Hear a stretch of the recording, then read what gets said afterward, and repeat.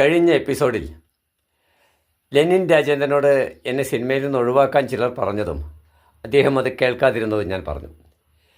പിന്നീടൊരിക്കൽ വീണ്ടും ഒരു ഏഷണിയെക്കുറിച്ച് ഞാൻ പറയാമെന്ന് പറഞ്ഞിരുന്നു. ആ ഏഷണി നടന്നത് ഷൊർണൂരിൽ തന്നെയാണ്. മലയാളത്തിലെ നിരവധി സിനിമകളുടെ പ്രൊഡക്ഷൻ എക്സിക്യൂട്ടീവായിരുന്ന വിജയൻ പെരിങ്ങോട് കുലത്തിലൊരു വേഷം അഭിനയിക്കുന്നുണ്ട്. അതോടൊപ്പം തന്നെ അദ്ദേഹം നിർമ്മാണ ചുമതലയുടെ ഒരു മേൽക്കാര്യസ്ഥനെ പോലെ സ്വയം രംഗത്തിറങ്ങി. അങ്ങനെ ഒരു ലോഡ്ജ് ബുക്ക് ചെയ്യുന്നതുമായി ബന്ധപ്പെട്ടിട്ട് ഷൊർണൂരിലെ വിവിധ ഹോട്ടലുകളിലേക്ക് ഞങ്ങൾ പോയതാണ്.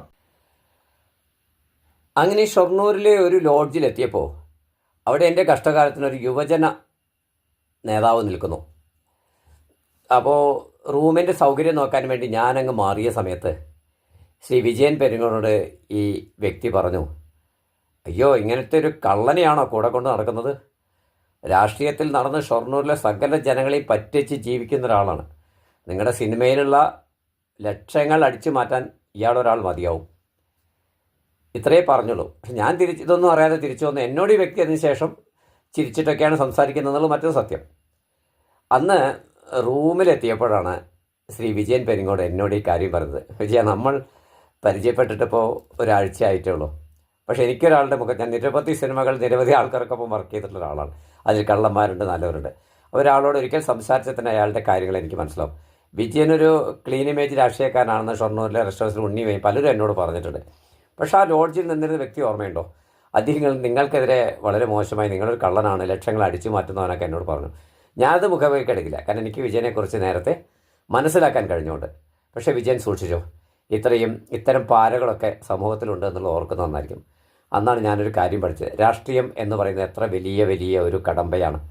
രാഷ്ട്രീയ വൈരാഗ്യത്തിൻ്റെ പേരിൽ ഒരാളെ ജീവിക്കാൻ പോലും സമ്മതിക്കില്ല എന്ന് തീരുമാനിക്കുന്ന ചിലരുടെയെങ്കിലും, അത് വ്യക്തിപരമായിട്ടുള്ള ഒരു വൈകല്യമായിട്ടാണ് എനിക്ക് തോന്നുന്നത്.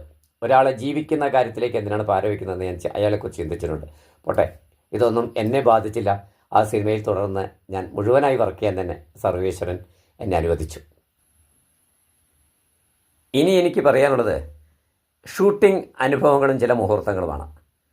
ആദ്യാനുഭവം ശ്രീ സുരേഷ് ഗോപിയെ റെയിൽവേ സ്റ്റേഷനിൽ സ്വീകരിക്കാൻ ആദ്യം പോയ ദിവസമാണ്.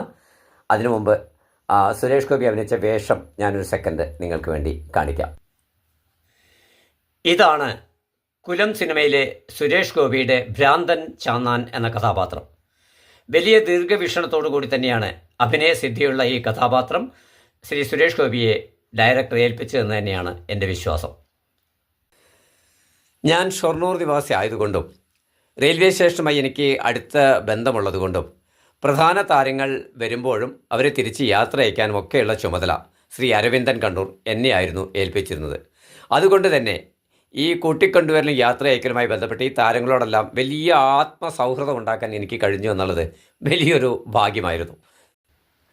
രാജാവിൻ്റെ മകനും കമ്മീഷണറും അടക്കം നിരവധി സുരേഷ് ഗോപി ചിത്രങ്ങൾ കണ്ട് എൻ്റെ ആരാധനാമൂർത്തിയായി മാറിയ അദ്ദേഹം എൻ്റെ കൺമുന്നിൽ നേരിട്ട് എത്തുന്നു എന്നുള്ള ഒരു ദിവസം എന്നെ സംബന്ധിച്ച് വലിയ സംഭവമായിരുന്നു. ആ സ്വീകരണവും അതിനുശേഷമുള്ള കാര്യങ്ങളും പറയാൻ വേണ്ടി അടുത്ത എപ്പിസോഡിൽ നമുക്ക് വീണ്ടും കാണാം. നന്ദി.